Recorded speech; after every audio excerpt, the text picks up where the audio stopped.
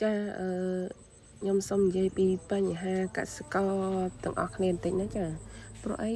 កសិករទាំងអស់គ្នានៅក្នុងរដូវប្រាំងនេះគឺមានការខ្វះខាតទឹកជាច្រើនណាបងប្អូនដោយសារឆ្នាំ2026នេះឆ្នាំហ្នឹងគឺឆ្នាំទឹកធំដូចឆ្នាំ2011ដែរគឺខ្ញុំធ្លាប់ឆ្លងកាត់ហែលអស់ហើយណាបងប្អូនឆ្នាំ2011ឆ្នាំថោះឆ្នាំទឹកធំ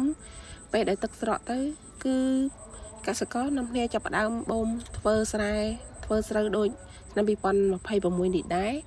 ហើយក៏មានការខ្វះខាតទឹកដូចគ្នាខ្ញុំធ្លាប់អស់ហើយបងប្អូនរៀងស៊ីយ៉ូអឺ1គីឡូកន្លះដីពី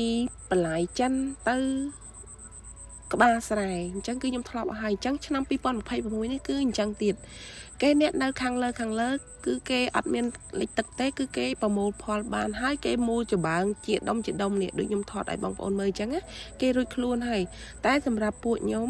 គឺនៅស្រូវទៅតែបានរយៈពេល45ថ្ងៃ50ថ្ងៃទេអញ្ចឹងមានខ្លះ55ថ្ងៃតែគឺមានការខ្វះខាតទឹកច្រើនពាន់ហិកតាហើយពួកខ្ញុំក៏អត់ធ្វើច្រើនដងដែរគឺមួយឆ្នាំធ្វើបានតែ2ដងទេរយៈពេលមួយដងហ្នឹងគឺរយៈពេល3ខែគឺខ្ញុំប្រមូលផលហើយឥឡូវហ្នឹងគឺកំពុងតែខ្វះខាតទឹកដណ្ដើមទឹកនេះស្រូវរបស់ខ្ញុំហ្នឹងគឺមូលដើមហើយបាន50ថ្ងៃហើយតែអស់ទឹកហើយអស់ទឹកគៀនហើយនៅកដាលតិចៗចឹងណាហើយម្យ៉ាងទៀតនេះរូបភាពដែលខ្ញុំថតឲ្យបងប្អូនមើលនេះគឺរយៈពេលស្រូវខ្ញុំបាន1ខែអញ្ចឹងគឺខ្ញុំមានស្រែនិងអាងស្តុកទឹកខ្លះសម្រាប់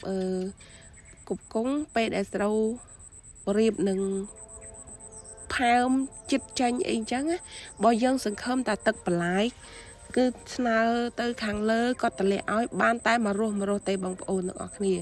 តែទឹកខ្ញុំស្តុកនេះគឺខ្ញុំបូមអស់ហើយឥឡូវហ្នឹងមកចូលមកដល់បូមពីប្រឡាយចិនលោកមេភូមិខាងតប៉ុនគាត់ស្នើសុំទៅខាងលើអ្នកខាងលើគេបើកឲ្យ2យប់2ថ្ងៃគឺឆ្នាំ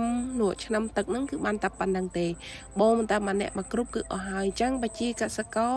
គឺមានការខ្វះខាតទឹកជាច្រើនណាបងប្អូនទាំងអស់គ្នាអញ្ចឹងហើយអ្នកដែលនៅខាងលើគឺខាងលើគឺគាត់រួចខ្លួនអស់ហើយគឺគាត់ច្រូតកាត់ប្រមូលផលទុកដាក់រួចអស់ហើយនៅតែពួកខ្ញុំទេស្រែនៅខាងក្រោមហ្នឹងគឺតែពងតែឈ្មោះតោះតែងគ្នាការដណ្ដើមគ្នាបូមទឹកដាក់ស្រែហ្នឹងណាបងប្អូនដោយសារខ្វះខាតទឹកជាច្រើនសូមក្រសួងធនធានទឹកខាងលើ